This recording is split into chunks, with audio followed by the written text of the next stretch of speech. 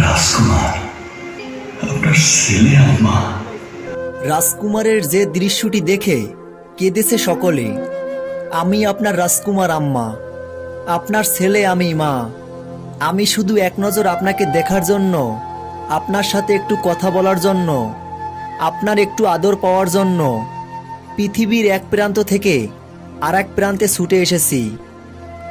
আমার সাথে একটু কথা বলেন আম্মা। সত্যি এই ইমোশনাল সিনটি দেখে সকল দর্শকদের চোখে পানি চলে এসেছে। পুরো সিনেমাটি জুড়ে একটা দর্শকও পর্দা থেকে চোখ সরাতে পারেনি। সকলের হৃদয় ছুঁয়ে যাওয়ার মতো সিনেমা। প্রিয়তমাকে হার মানিয়ে দিল এই রাজকুমার সিনেমাটা। দর্শকরা সিনেমা হল থেকে বের হচ্ছেন চোখের পানি মুছে। সত্যি বাংলা সিনেমা এবার ইতিহাস গড়বে। এই সিনেমার মাধ্যমে জাতীয় চলচ্চিত্র পুরস্কার পাবে, এটা আশা করা যায়।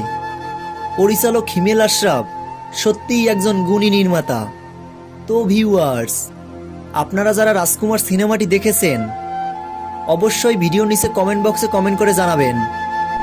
রাজকুমার সিনেমার সকল আপডেট ভিডিও সবার আগে পেতে আমাদের চ্যানেলটি সাবস্ক্রাইব করে রাখুন।